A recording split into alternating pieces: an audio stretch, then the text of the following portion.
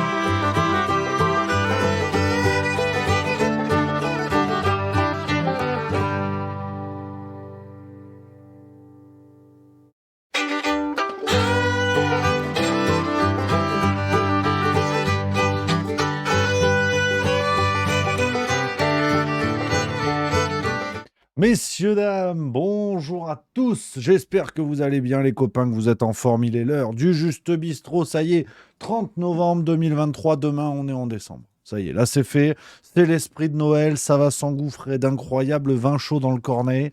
On commence à préparer le sapin. Ça parle boule, ça parle guirlande. Voilà, ça commence à être du plaisir. Et ça, c'est très important. Ça, c'est très chouette. J'espère que vous allez bien, les amis, que vous êtes au taquet pour cette semaine complètement zinzin. Voilà, ça continue dans tous les sens. Ça part dans tous les sens. Aujourd'hui, deux gros sujets que vous aurez deviné. La teste de bûche. On va revenir sur ces histoires d'incendie. Vous n'êtes pas au bout de vos surprises. Ah, j'ai de belles choses. J'ai de belles choses à vous dire et qui sont très récentes d'ailleurs, dont on ne parle pas beaucoup, mais on comprend pourquoi. Et on va parler de Vincent McDoom. Ouais, alors là, je dois vous avouer que quand j'ai préparé l'émission, j'ai dit là, le lien va pas être évident. Peut-être plus que d'habitude d'ailleurs, mais bon, c'est comme ça. Et on va aussi parler, j'ai deux petits trucs complètement dingues. Greta Thunberg qui pète les plombs. Vous allez voir, le petit monstre est hors de contrôle. Ouais. La créature a échappé à ses créateurs, semble-t-il. Non, mais c'est n'importe quoi. C'est n'importe quoi dans tous les domaines. On a une pensée aussi pour nos amis lensois, sans transition là encore, qui ont pris une branlée au football, en Ligue des Champions. 6-0. Je sais tes matchs. Voilà. Donc on embrasse nos amis du Nord. Ça fait toujours plaisir. J'avais envie de dire ça, ce qui n'a absolument aucun intérêt réel, ce qui n'a pas de lien. Et c'est important. C'est important de commencer comme ça parce que vous allez voir ce qui arrive. Je pense que ça va pas plaire. Ça va pas plaire. Ça va rendre grognon. Et ça, c'est pas bon. Donc voilà les amis, j'espère que vous, de votre côté, ça roule sur une semaine musclée. Il y a eu beaucoup de choses. J'étais en vadrouille de partout. J'ai joué à l'extérieur toute la semaine. Chez l'ami Dirty Tommy, c'était mardi. Non, c'était lundi. Mardi, c'était Alerte Générale. Et mercredi, c'était chez l'ami Nicolas Bouvier. Donc là, une semaine complètement dingue. J'espère que ça vous a plu. Si jamais vous étiez dans le secteur pour regarder toutes ces bêtises, c'est important, comme ça, d'aller voir des copains à droite, à gauche, se faire plaisir. Voilà, c'est tout. C'est très important. Alors, aussi, aujourd'hui, forcément, on a une pensée émue à Michèle Rivasi, la députée européenne que l'on sait, qui a été très active dans des combats très importants, celui de l'écologie, bien évidemment, mais ensuite, autour du Covid-19 et d'autres débats très, très, très importants, celle qui était du côté du peuple, je crois qu'on peut le dire. Et donc, on a bien sûr une pensée émue pour elle et ses proches, évidemment. Et comme quoi, le monde est d'une cruauté dingue parce que ça prend des gens bien. La grande faucheuse nous prend des gens bien et prend des gens moins bien, à savoir Henry Kissinger, qui est mort, qui est complètement mort aujourd'hui, on l'a appris. Alors Emmanuel Macron a parlé d'un géant de l'histoire. Je voulais quand même vous proposer une petite vidéo qui résume la carrière du monsieur. Bon, entre lui et Mère Teresa, il y a une ou deux bretelles d'autoroute quand même, on va pas se mentir, mais pour Emmanuel Macron, c'est génial. C'est génial, il a dit. Donc, je vous laisse juger. We wanted to recap just a few of the war crimes that stand as his true legacy. Under Nixon, Kissinger oversaw the massacre of millions in Vietnam, Cambodia, and Laos from 1969 to 1973. He was the mastermind behind the carpet bombing of Cambodia, which deliberately targeted civilians, personally approving all 3,875 bombing raids in Cambodia. And to this day, Laos remains the most bombed country in world history. In Chile, Kissinger played a key role in orchestrating the US-backed 1973 coup that toppled the socialist government of Salvador Allende and installed the fascist Augusto Pinochet. Pinochet's brutal regime murdered thousands and subjected tens of thousands more to torture during his 16-year reign. Kissinger aided the Pakistani dictator Yahya Khan against Bangladesh's liberation war of 1971, enabling the mass slaughter of an estimated 300,000 to 3 million people. Kissinger authorized and armed Suharto, the Indonesian dictator, in his genocidal invasion of East Timor in 1975. This campaign led to the death of over 200,000 Timorese through massacres and forced starvation. In 1976, Kissinger gave his pre-approval to Argentina's right-wing military junta for their dirty war against leftists, resulting in the brutal murder, torture, and disappearance of over 30,000 people. This is only a glimpse into the extensive list of Kissinger's crimes, and new things are still being revealed every year. Voilà. Et Emmanuel Macron a dit, je vous lis le post sur Twitter, Henry Kissinger était un géant de l'histoire. Son siècle d'idées et de diplomatie a eu une influence durable sur son époque et sur notre monde. La France adresse ses condoléances au peuple américain. À te faire enculer, Kissinger. Non, mais je pense qu'il faut le dire comme... Non, voilà. Faut le dire en d'autres mots, chacun son opinion. On respecte les défunts de manière générale. Là, c'est vrai qu'il fait partie de ces quelques exceptions où tu as quand même envie de dire, voilà, sur la liste d'attente du paradis, à mon avis, c'est pas lui qui va bouchonner. Je vous le dis tout de suite, parce qu'il tentait qu'il y ait un paradis. Après, chacun croit à ce qu'il veut, mais on va pas se mentir non plus. Je respecte bien sûr tous les gens, tous les disparus. On crache pas sur la mémoire des gens, mais là, il y a quelques rares exceptions où tu te dis allez, hein, voilà, quand même, hein, Harry, voilà, Henri, voilà. Bon, on va pas en faire des tonnes, mais vous avez compris l'idée de ce monsieur-là. Donc, on va y aller gentiment, les amis, avec les sujets du jour, avant d'attaquer le gros sujet du jour. Et d'abord, l'un des sujets que je voulais évoquer avec vous, alors, qui est important, parce que c'est toujours bien d'avoir ces échos-là, de mettre en avant les gens qui, médiatiquement, se mouillent et risquent quand même enfin, leur carrière, pour ce qu'il en reste pour certains, mais leur carrière, en tout cas, de manière générale. Et c'est, alors là, pareil, il y a de plus en plus de phrases, si tu veux, que je n'aurais jamais pensé dire un jour dans ma vie. Pas seulement sur Twitch, mais dans ma vie entière. Vincent McDoom balance sur la pédocriminalité en France. Si. Et je dis ça sans moquerie aucune, parce que justement, je salue le courage de Vincent McDoom, que j'avais appris à connaître, si tu veux, depuis... c'était quoi? C'était la ferme célébrité, il avait fait, lui. La ferme célébrité. Donc bravo, tu vois, excellent, super. Je connaissais que comme ça, je savais pas vraiment qui était ce qu'il faisait dans la vie. Et il a fait une interview chez Marcel, le média en 442 qu'on embrasse, qu'on salue.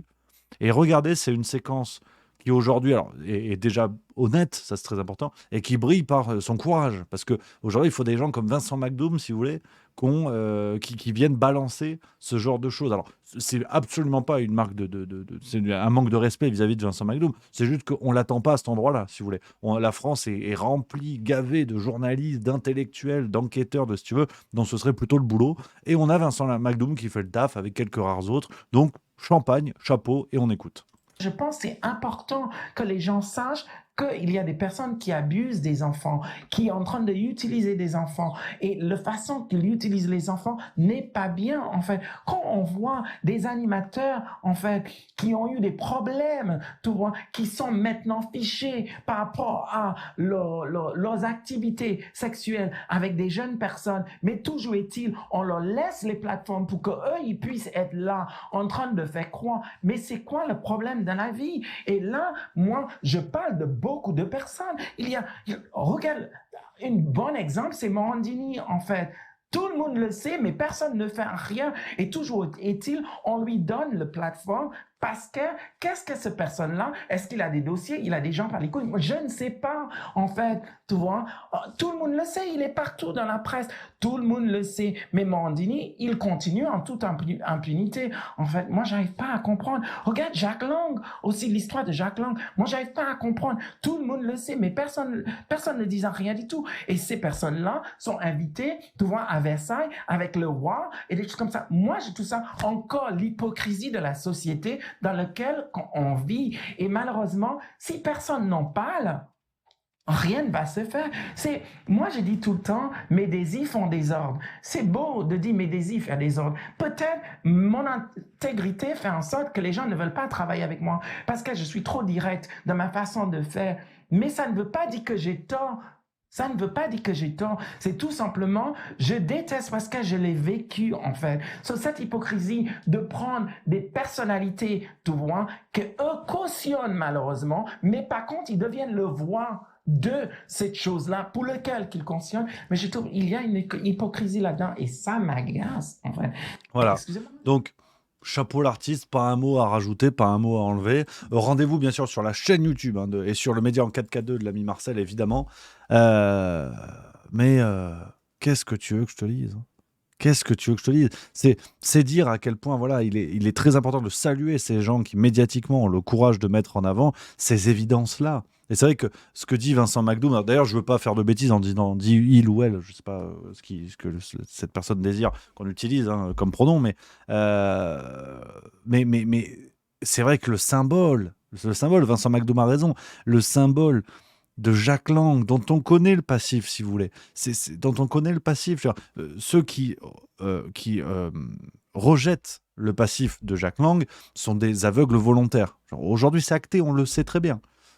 Et ce mec-là est invité à Versailles au moment de la visite du roi anglais. Donc, on a un symbole qui est terrible, absolument terrible. Donc, vraiment un immense bravo à Vincent McDoom d'avoir sorti cette affaire-là. Ça fait du bien aux oreilles d'entendre ça. Et que ce soit encore, autant que faire se peut, Voilà, hein, les fans de Caméra Café auront la ref sur cette expression. Et donc voilà, Vincent Lagdoum qui nous dit ça. C'est très chouette, très important. Voilà les copains, ce que je voulais vous dire. Et Morandini, bien sûr, sans en parler, effectivement, on en a déjà beaucoup parlé, sur Juste Milieu, et dans le Juste Bistrot que vous connaissez, les amis. Alors, aujourd'hui, on va aller sur le gros sujet. On va aller sur le gros sujet du jour, c'est dans le titre, hein, vous l'avez vu, une enquête d'ailleurs réalisée de main de maîtresse, du coup par Marie, que je salue, qui a bossé le script. Elle m'a tout fourni, clé en main. Aujourd'hui, je suis dans un appartement. Je suis dans un Airbnb pour cette vidéo, parce que j'étais sur le montage de la vidéo qui sort demain. Ouais, c'est un travail d'équipe, on est une belle équipe. Et demain, ça va chier des bulles carrées. Je vous le dis tout de suite, vous avez peut-être vu ça sur YouTube, sur la chaîne de Juste Milieu. Regardez ce qui arrive demain. Ouais. Vidéo sur le projet MK Ultra. Ah, c'est chaud. Hein. Alors la miniature, le responsable est assis à côté de moi. Ça vous le envoyez. C'est absolument cette personne. Hein, on notera cette branche de lunettes au niveau du front. C'est du jamais vu. C'est inouï, bravo. C'est vrai que le niveau des miniatures a vraiment bien remonté depuis que tu es revenu de vacances. Est-ce à croire que c'est parce que quand je l'ai fait, c'est une tannée. Donc voilà sur cette vidéo de demain à 18h sur le projet MK Ultra. Ça va chier des bulles carrées. Non, mais je ne vais pas vous mentir. C'est musclé. C'est musclé, les copains. Rendez-vous, voilà, demain, 18h. Et aujourd'hui, ce que je voulais vous dire. Aujourd'hui, on va parler de la Teste de Bûche. Alors, là, les incendies de la Teste de Bûche. Ouais, ça, vous vous rappelez, ça s'est passé il n'y a pas longtemps. Merci à Edouard, en plus, qui vient de sub, alors que il y a ce différent qui vient de se créer sur cette branche de lunettes. C'est excellent. Merci à toi. Après, ce qu'il dit pas, c'est que c'est mis en note de frais. Hein. C'est clairement ce qu'on appelle vraiment de la corruption. Très clairement. Donc, les amis, cette histoire, vous vous en rappelez tous, des incendies du côté d'Arcachon, du côté de la Teste de Bûche, plus largement en Gironde, qui avait vraiment affolé, bien sûr, l'opinion publique, la vie politique française, et qui avait emmerdé beaucoup de gens, qui avaient perdu leur baraque, des campings avaient brûlé, notamment le camping des Flammes Bleues, où ils ont tourné les films. Je suis fan, putain. J'espère qu'ils vont en faire un 4e. Ouais, voilà, si tu veux, j'ai le même jeu d'acteur que Sarah Salman. Voilà, on a le même prof. Donc, les copains, cette histoire-là, on va y revenir. Alors, on ne va pas parler des incendies en eux-mêmes. Tout a été dit déjà. Mais en dessous, vraiment en coulisses, en arrière-plan, se déroule quelque chose qui risque de vous surprendre, les copains. Restez bien jusqu'au bout de cette vidéo parce que, aussi, je vous donnerai un petit peu la conclusion de ce qu'il faut penser de tout ça, parce qu'on n'est pas des complotistes. Donc là, tout ce que je vais vous dire, c'est vrai qu'on a envie de se dire « Oh, comme par hasard, ouais, Macron... » Non, faut pas se dire ça. Donc justement, à la conclusion, on va se dire « Mince, hasard, Balthazar ». C'est un peu le thème. Donc, déjà, je vais remémorer un petit peu, donner tous les éléments, si vous voulez, pour ceux qui auraient zappé cette affaire. La Teste de Bûche, là, on va faire un petit peu de tourisme. Ça fait plaisir. Hein, on est jeudi. Hein. C'est une magnifique commune du sud-ouest de la France, du côté d'Arcachon. Voilà. Ça, c'est une vidéo sur la chaîne YouTube de la Teste de Bûche. Ouais, c'est joli, regarde. C'est la dune du Pilat, tout ça, c'est sympa. Ouais, si.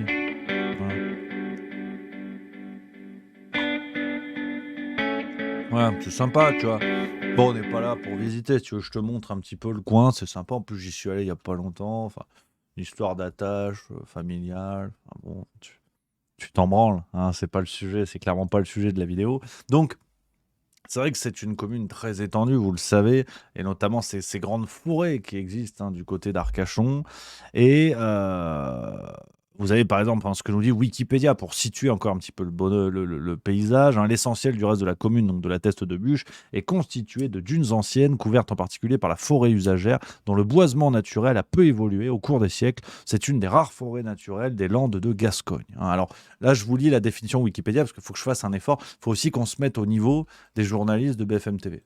Sinon, voilà, ça va trop loin, ça devient dangereux. Donc c'est très important de rappeler tout ça. Alors, on arrive sur l'actualité, c'était à l'été 2022, ces incendies en Gironde et dans les Landes, et le feu qui a notamment démarré le 12 juillet du côté de la Teste de Bûche. Remember ce qu'on nous disait dans les médias. Cela faisait 20 ans qu'il n'y avait pas eu de tels incendies en Gironde. Ouais, près d'un millier de pompiers sont mobilisés sans relâche pour tenter de venir à bout des 2 incendies qui ont déjà ravagé 2800 hectares de forêt à Landiras, mais aussi près de la dune du Pilat, interdite d'accès. Justement, vous êtes à proximité de la Teste de Bûche, en direct ce matin pour RMC Rémi Inc. Où en est la situation ce matin ? Eh bien, écoutez, Céline, les pompiers ont travaillé toute la nuit ici avec une difficulté supplémentaire. Ils n'ont pas pu être appuyés par les moyens aériens. Les 10 Vous vous rappelez de tout ça, hein, ces incendies qui avaient duré vraiment un paquet de temps, lapsus magnifique de la journaliste, d'ailleurs on en parlera, qui ressemble, je trouve, un petit peu à la Bajon. D'ailleurs, petite parenthèse, parce que ce n'est pas le thème de la vidéo, mais la Bajon qu'on embrasse, bien évidemment. Et donc, alors, c'est vrai que très vite, ces incendies avaient alerté l'opinion publique, ça avait fait débat comme souvent, parce qu'on avait eu une grande partie de l'espace forestier du secteur qui avait été incendié. Rappelez-vous, ça c'est une sorte d'infographie de Sud-Ouest qui nous montrait l'évolution des feux. Ça a été extrêmement rapide et ça a dévasté quand même beaucoup de coins. Donc vous voyez le secteur, on a une petite carte tout à fait sympatoche. La Teste de Bûche c'est ici, Arcachon c'est un petit peu plus haut, on ne le voit pas dans mon écran. Vous avez la dune du Pilat bien sûr, Cazaux, la zone de Cazaux, on va en reparler, retenez bien ça. Et on voit un petit peu l'évolution des principaux foyers du 13 au 18 juillet 2022. Alors on continue, quand je vous dis que ça a commencé à faire débat, très vite la question s'est posée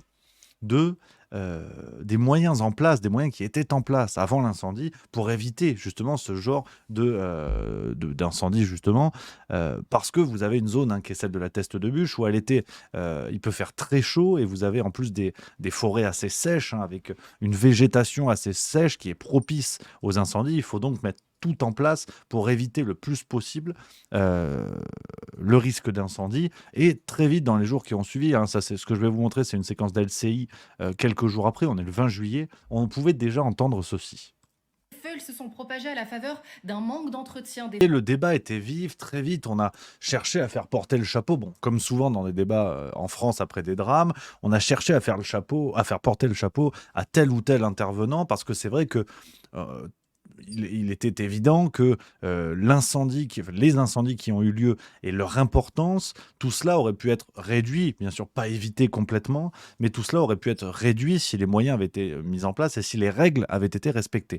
Et comme souvent d'ailleurs dans des débats politiques, on a assisté à des séquences médiatiques où tout le monde cherchait à fuir ses responsabilités, c'était la faute des uns des autres et machin. Résultat, aucune condamnation, et avant même condamnation, aucune enquête pour prouver la responsabilité. La forêt a cramé, des gens ont perdu leurs biens, des gens ont perdu leurs baraques, leurs campings, leurs exploitations, et bubule, les assurances ont payé, merci, au revoir.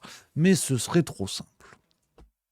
Ce serait trop simple parce que on est en France. On est en France et on a envie de se dire, un incendie, certes, il y a des causes, certes, il peut y avoir des responsables, certes, il y a le réchauffement climatique. C'est ce que nous avait dit la Commission européenne dans la foulée. Elle a dit 2022 a été la deuxième pire année en matière d'incendie de forêt, un avertissement face à un climat changeant. En 2022, près de 900 000 hectares de terres ont brûlé dans l'UE, selon de nouveaux rapports sur les feux de forêt en Europe, au Moyen-Orient et en Afrique du Nord 2022. Alors, si je vous montre ça, c'est pour quand même remettre en contexte sur le fait qu'effectivement, on a eu une année 2022 avec une hausse du nombre d'incendies, en tout cas en Europe, des surfaces qui ont brûlé, qui ont été très importantes, un peu plus que les années précédentes. La cause fastoche qu'on a expliqué, c'était le réchauffement climatique. Ça c'est voilà. Après, chacun appréciera, c'est pas tant le sujet. Mais il faut quand même revenir sur cette histoire de la Teste de Bûche. Et c'est pour ça que je vous en parle, parce que on a eu les incendies, et d'ailleurs, je vous parle des débats qui ont eu lieu du côté d'Arcachon sur les moyens d'anticipation qui avaient été mis en place, mais on a eu quand même d'autres sous-débats, on va dire, qui se sont très vite imposés à ce moment-là. Déjà, concernant le réchauffement climatique, il a été prouvé que beaucoup d'incendies, notamment du côté de la Teste de Bûche, avaient en fait une origine criminelle, une origine humaine, donc le réchauffement climatique avait bon dos. Ça avait aussi permis de mettre en avant le fait que la France n'était absolument pas prête sur le plan des moyens donnés à nos amis sapeurs-pompiers qu'on salue, à un moment d'ailleurs où la Grèce aussi faisait face à des incendies d'ampleur, et la France avait envoyé des moyens, alors qu'on avait par exemple le parc de nos Canadair, dont la grande majorité n'était pas utilisable. Enfin, complètement dingue. On s'était rendu compte une fois de plus d'ailleurs, qu'une fois que le drame se passait, on voyait la réalité du terrain, et on se rendait compte que nous n'étions pas au niveau et nous n'étions pas prêts. Sauf que petit à petit, tout ça a avancé. Tout ça a avancé, on a appris de nouvelles choses et ça risque peut-être de vous surprendre. Et là, j'en appelle à votre prudence. J'en appelle au Rudi Reichstadt qui sommeille en vous. Ça n'est pas parce que ça semble évident, ça n'est pas parce que ça semble logique, ça n'est pas parce que ça semble explicable que ça l'est. Voilà. Faites attention. Parfois, même quand vous avez tous les éléments qui convergent, non. C'est l'inverse. Donc voilà, petit avertissement qui est très important. On a appris, ça c'est fou, le 22 novembre 2023, donc c'est vraiment il n'y a pas longtemps, c'est il y a 8 jours. 8 nouveaux puits de pétrole seront exploités dans la forêt en Gironde. Un contresens complet pour les écologistes. La société canadienne Vermillon Énergie vient d'obtenir l'autorisation de forer 8 nouveaux puits de pétroliers à la teste de bûche. C'est fou. L'autorisation doit être confirmée dans les prochaines semaines par le préfet de la Gironde. Là, tu te dis, merde, c'est dingue quand même. Ça a cramé, on va faire des puits de pétrole. Oui, alors déjà, première nouvelle. Il y a des puits de pétrole dans le secteur. Voilà, et c'est vrai qu'il faut quand même le rappeler. Je peux comprendre que ça en étonne plus d'un parce que c'est étonnant. On se dit, la France n'est pas le Qatar, tu vois. Et on a quand même un peu de quoi bricoler chez nous. Tu vois, par exemple, ces forages pétroliers sur le bassin d'Arcachon, ça date depuis les années 60, depuis les années 1960, ce genre d'exploitation. Cette vidéo, on en reparlera après, mais c'est important de le rappeler. Effectivement, la France a aussi un petit peu de puits de pétrole sur notre territoire. Et là, la forêt crame pile poil là où il y a les puits de pétrole. Parce que des forêts, il y en a plein. Et dans des endroits où il fait encore plus chaud. Je ne parle même pas du tanga de Roselyne Bachelot. Je te parle de vraies forêts. Pile poil. Paf. Je ne sais pas quoi vous dire. Et donc, l'information, vous noterez d'ailleurs que là, c'était le 22 novembre. Par curiosité, dans le chat et en commentaire, dites qui était au courant de l'actualité du fait qu'il allait y avoir 6 nouveaux puits de pétrole, enfin 8 nouveaux puits de pétrole à la teste de bûche. Juste par curiosité, voir qui était au courant de cette affaire. Parce que il faut remonter un peu le bordel. Tu vois, la société qui va exploiter ça, c'est la société Vermillon. Voilà. Vermillon Énergie, qui est une société d'origine, je ne veux pas vous dire de conneries, d'origine canadienne, en plus, donc ça tombe bien, nos régions ont du talent, d'origine canadienne, il y a un site internet et ils t'expliquent ce qu'ils font, ça a l'air super. Déjà, il y a un arbre, tu vois, donc s'il y a un arbre, c'est que c'est la nature. Non, mais c'est très important de le rappeler. Ils disent, une compagnie pétrolière, résiliente et investie à long terme en France, qui souhaite accompagner la transition énergétique. Donc tu vois, ils te mettent des tomates.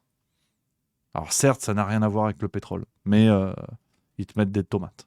Parce que c'est la nature. Tu vois. Lui, il a un casque, c'est la sécurité, c'est la nature. Tu vois, les enfants sont contents, tout le monde est content. C'est très important. Voilà. Donc c'est cette société-là qui va exploiter. Alors pourquoi c'est une société canadienne ? Après, voilà, moi je vous dis, j'en ai absolument aucune idée. Donc, comme souvent, il y a encore d'autres problèmes dans cette histoire. Parce que c'est vrai qu'on ne pourrait pas se contenter du hasard qui ferait bien les choses. C'est pas possible. Ça, c'est pas possible. On a d'autres problèmes. On a d'autres strates de problèmes.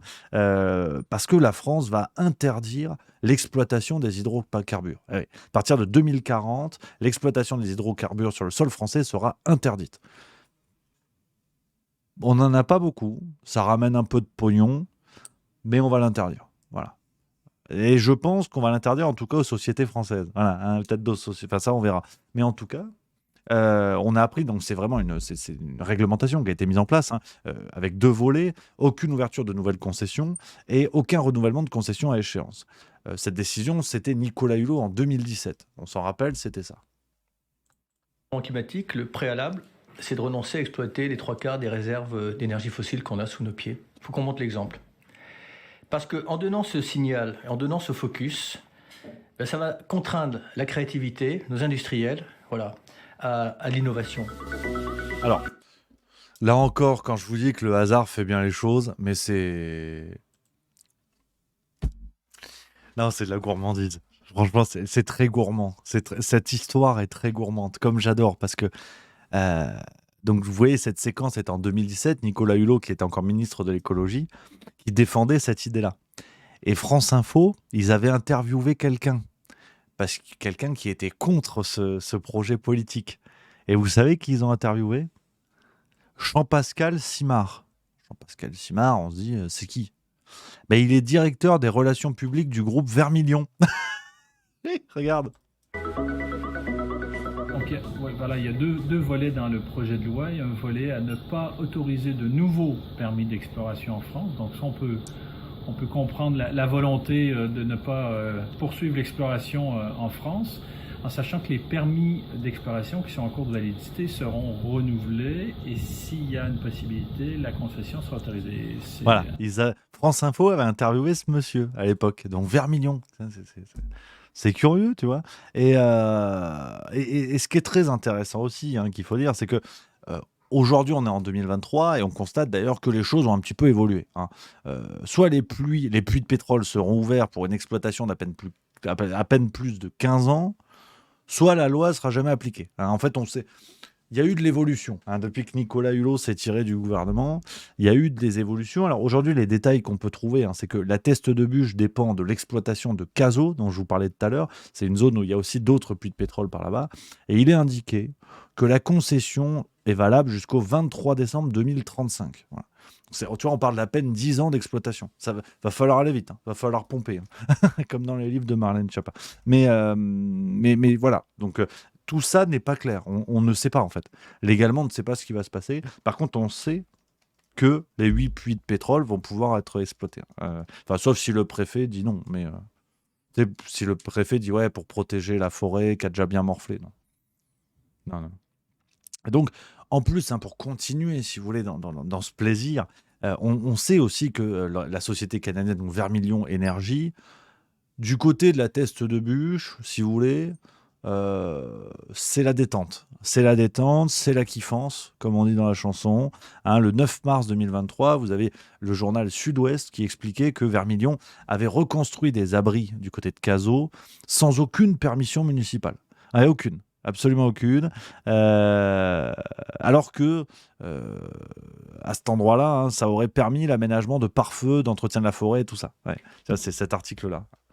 La Teste de Buch, nous avons demandé au pétrolier Vermilion de régulariser ses cabanes. Patrick Davé, maire LR de la Teste de Buch, répond à Nicole L'Église. Il y a eu un vrai débat. Il y a eu un vrai débat par rapport à ça, sur ces espèces de cabanes de Vermilion qui nuisaient en gros à l'entretien de la forêt. C'est vraiment que du plaisir. On apprend aussi donc, dans un article de Libération qui est ici même, et ça c'était en août 2023, on l'apprenait déjà, la société canadienne Vermilion pourrait bientôt forer 8 puits de pétrole supplémentaires dans son gisement de Cazaux à la Teste de Buch. L'entreprise a fait une demande d'autorisation à l'État en juillet 2022. Elle attend une réponse d'ici le mois d'octobre 2022. Donc cet article, il est d'ici le mois d'octobre 2023, pardon. Cet article, il est intéressant parce que quand on reprend la chronologie à plat, la demande de Vermilion Énergie arrive au moment des incendies. Ouais, si. Juillet 2022. Effectivement, peut-être qu'ils se sont dit, il y a un truc à faire. Et normalement, ça doit faire un grand débat, ce genre de choses, tu vois. Non. Tu vois, là, pour vous dire, on remonte le temps et on arrive à l'époque actuelle. On a une journaliste qui s'appelle Camille Etienne, enfin une activiste qui s'appelle Camille Etienne, qui a lancé un petit peu l'alerte aujourd'hui. C'était aujourd'hui ou hier sur France Info. Et écoutez, elle résume un petit peu tout ce qu'on se dit. Ça n'a pas fait plus d'écho pour l'instant. Sandrine Rousseau, par exemple, on ne l'a pas entendu encore. Aujourd'hui, j'aimerais vous parler plutôt d'un scandale qui amènera, j'espère, à de très très nombreuses actions. J'ai appris pas plus tard qu'hier qu'en France, là, à l'heure où je vous parle, il va y avoir 8 puits pétroliers qui vont arriver. C'est-à-dire qu'on a eu un avis favorable de la commission de Carole Ancelas au niveau de Arcachon en Gironde. C'est la société Vermilion, société canadienne, qui a eu le feu vert pour l'instant pour commencer 8 nouveaux puits de pétrole. Et là où c'est extrêmement cynique, c'est pile à l'endroit où, il y a pas plus tard qu'un an, on a perdu 7000 hectares. On s'en souvient, c'était les endroits où il y avait des flammes terribles. La Teste de Buch, c'est exactement là, où il y avait les dunes du Pilat en feu, où il y avait des forêts sublimes qui ont disparu sous nos yeux. eh bien c'est au même endroit qu'ils ont décidé de faire 8 nouveaux puits de pétrole. Et ils appellent ça en plus du pétrole à circuit court, ce que je trouve assez drôle, hein, parce que c'est comme si on se disait quel intérêt dans ce cas de faire pourquoi pas une arme recyclable aussi, ou alors un tank à énergie verte. Tu vois, on a une dame tout à fait sympatoche qui vient dire ça sur France Info, mais aucun autre écho médiatique. Aucun autre écho médiatique. Et alors là, comme quoi, tout arrive. Hein. On a eu une réaction politique pour l'instant. Yannick Jadot. Quand je vous dis que c'est quand même une vidéo curieuse, c'est une vidéo extrêmement curieuse. Yannick Jadot est l'un des rares représentants politiques à avoir évoqué cette affaire-là. C'était très exactement lors des questions au gouvernement au Sénat le 29 novembre, c'est-à-dire hier au moment où je vous parle. On ne mène pas la bataille du climat en signant des armistices avec ceux qui le détruisent. Demain débute la COP28 à Dubaï et c'est peu dire que les engagements climatiques des États sont insuffisants. Pouvez-vous nous assurer aujourd'hui devant le Sénat que vous allez bloquer le projet funeste de 8 nouveaux forages de pétrole à la Teste de Buch en Gironde, la même où 7000 hectares de forêt sont partis en fumée l'année dernière du fait des gigantesques incendies. Voilà, tu vois, donc Yannick Jadot en a parlé, il faut reconnaître ce mérite, hein, mais on en arrive à la conclusion que j'évoquais tout à l'heure, les copains. C'est-à-dire que vous avez tous les éléments qui seront en source, en description, bien évidemment. Vous voyez le déroulé de tout ça, et c'est vrai que n'importe qui, surtout à l'heure actuelle où on voit, si tu veux, le niveau éthique de nos gouvernants, le niveau éthique de ces grandes entreprises et leur rapport au climat, n'importe qui de sensé se dirait comme par hasard. Non. Et voilà, il faut que je fasse une conclusion BFM TV à vous expliquer que tous les éléments vont dans le sens effectivement de ce qui ressemble à une immense escroquerie d'incendie, d'ailleurs dont certains, et du côté d'Arcachon, des départs d'incendie étaient criminels, ça a été prouvé. On pourrait supputer, tu vois, par exemple, comme dans Baron Noir, des accords en coulisses avec du pognon qui aurait circulé entre des politiques, des entreprises, des choses comme ça, ce qui se fait de partout, plus ou moins. Enfin, en tout cas, on pourrait supputer que tout ça ne peut pas entièrement être lié au hasard. Tu vois. Voilà, contentons-nous de cette phrase. Tout ça ne peut pas être entièrement lié au hasard. Il y a à un moment donné des jeux d'intérêt de cette entreprise qui exploite déjà des choses dans le secteur et qui là fait une demande au moment où le secteur crame pour 8 nouveaux puits de pétrole. Eh ben non. Je suis obligé d'être rigoureux, d'être cohérent avec le travail journalistique moderne. C'est du hasard.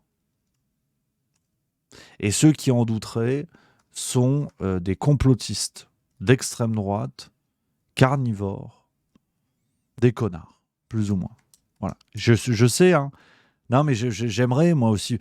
Franchement, tu vois, si j'étais complotiste, si j'étais complètement givré, je vous dirais, mais bien sûr que tout ça ressemble à un acte organisé pour les intérêts de cette entreprise qui exploite en plus déjà des puits de pétrole dans le secteur et qu'il y a eu une magouille pour, à minima, faciliter le dossier et faciliter le forage de ces nouveaux puits de pétrole et qu'on peut imaginer, sans dire que c'est vrai, mais on peut imaginer que ces incendies ne soient pas complètement liés au hasard. Mais ça, non. Ça, tu vois, ça c'est si j'étais complètement fou furieux.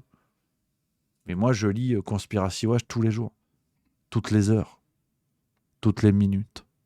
Donc c'est un concours de circonstances. C'est comme ça. Non, mais voilà, hein.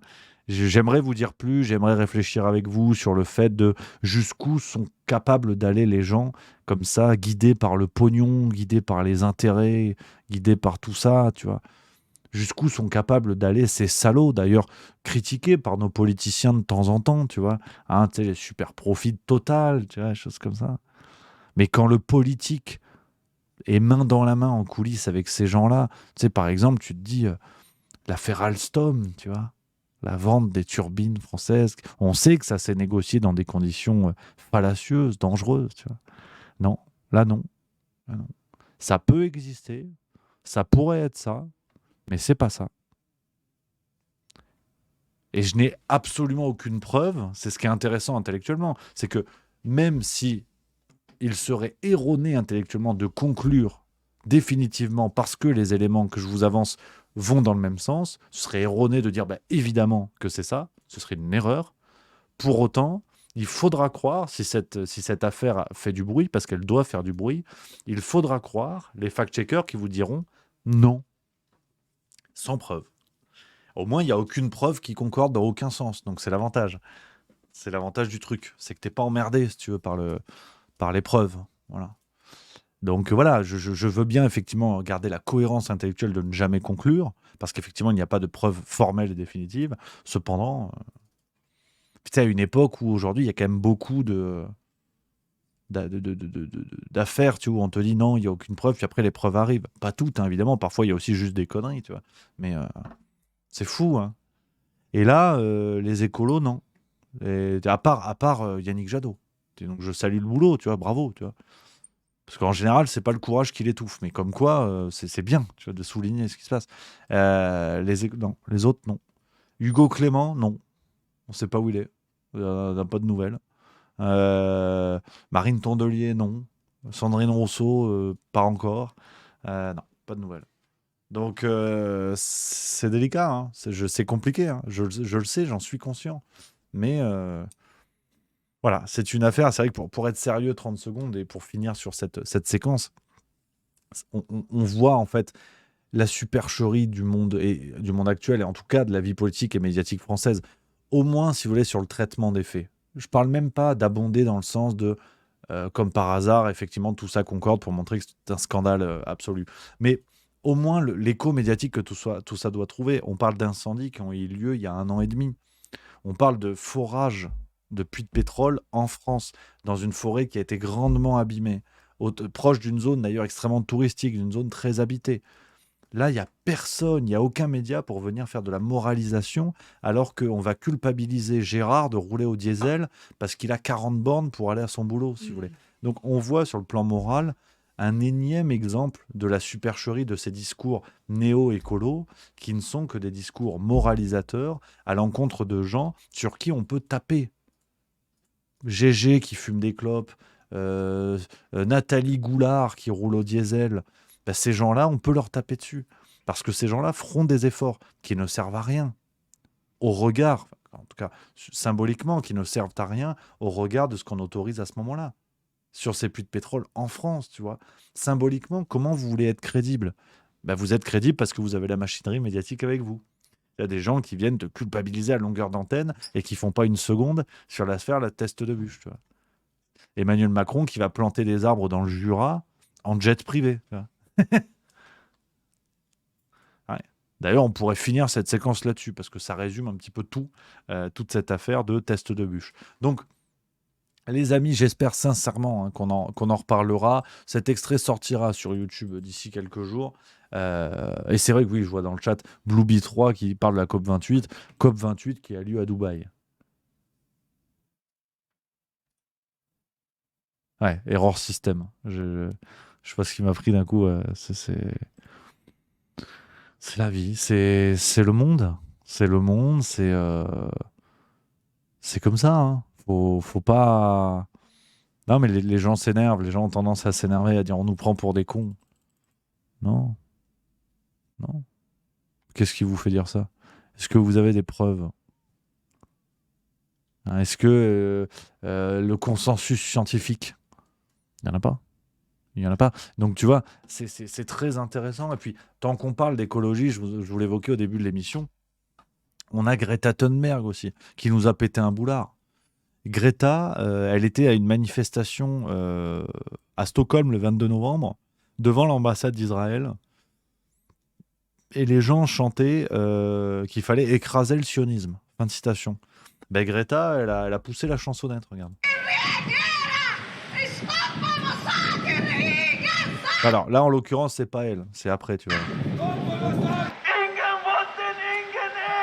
Alors là, c'est toujours pas elle, mais ça, vous l'aurez deviné.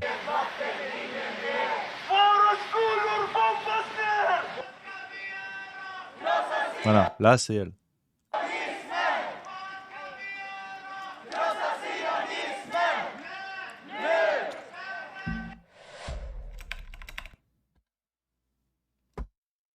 Donc, si tu veux, même Greta, elle a perdu les pédales, Greta. Au départ, c'était le symbole de ce progressisme international et tout ça. Aujourd'hui, je pense qu'ils vont la lâcher terrible, hein, tu vas voir, hein. Greta, elle va avoir des problèmes, hein.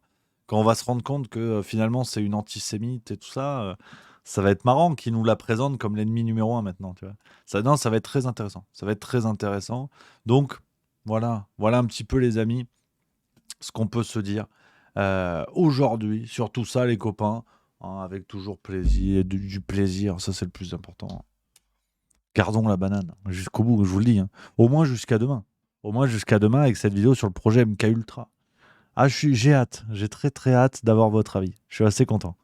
Je suis assez content. Donc ça me plaît bien. Alors, il y a Le Pierreux, et c'est vrai que dans le chat, c'est intéressant. Merci à C'est Semal qui vient de sub 6e mois, et Niten qui vient de sub 19e mois d'abonnement, c'est magnifique. L'ami Le Pierreux qui dit « C'est bien de s'engager pour des causes, tu le fais aussi à ta manière. » Complètement d'accord avec toi. Cher ami, je ne critique pas, si tu veux, ce que fait Greta Thunberg. C'est une citoyenne libre, elle fait ce qu'elle veut. Mais c'est, si tu veux, sur le symbole que ça renvoie. Parce qu'aujourd'hui, on n'en parle plus du tout, Greta Thunberg. Elle est retournée au néant, si tu veux, d'où elle vient. Et on voit bien que ça a été une véritable création médiatique. Et que si les gens la considéraient vraiment comme une sorte de symbole absolu qui se serait créé par le soutien populaire, on voit bien que trompette, quoi. Greta Thunberg, elle existe parce qu'on a décidé qu'elle existait médiatiquement. Là, cette séquence-là, personne n'en parle. Donc, je parlais par rapport à ça, mais je suis complètement d'accord avec toi. Elle soutient les causes qu'elle veut, et même si elle avait soutenu l'inverse, c'était pas le sujet. Donc, non, on est bien, on est sur une belle dynamique. On est impeccable. Je pense qu'on est impeccable pour l'instant. Et les amis, j'ai envie de finir avec vous avec un petit sketch, un petit peu détente, un petit sketch, les copains, de Benjamin Tranier. Ah, je l'adore. Benjamin Tranier, quelqu'un que j'adore, un humoriste que j'adore, qui a une capacité à créer des personnages de zinzin. Et on va finir l'émission avec ça. Les copains. Normalement, demain, je pourrais être en direct, mais je vous promets rien. C'est pas sûr, c'est d'ailleurs même pas sûr du tout en vérité. Mais on va faire ce qu'on peut. Sinon, lundi, retour en fanfare pour une semaine absolument folle. Donc, Benjamin Tranier, qui nous raconte sa chronique criminelle. Je l'adore, il est génial. On finit là-dessus. Je vous embrasse, les copains. Passez une excellente soirée. Et dans tous les cas, à demain pour la vidéo MK Ultra. Sur France Inter. Je disais tout à l'heure que les grands conteurs de faits divers comme Fabrice Drouel ne parlaient jamais d'écocide. C'est faux. La preuve avec un autre grand conteur immense. Bonjour, Benjamin Tranier.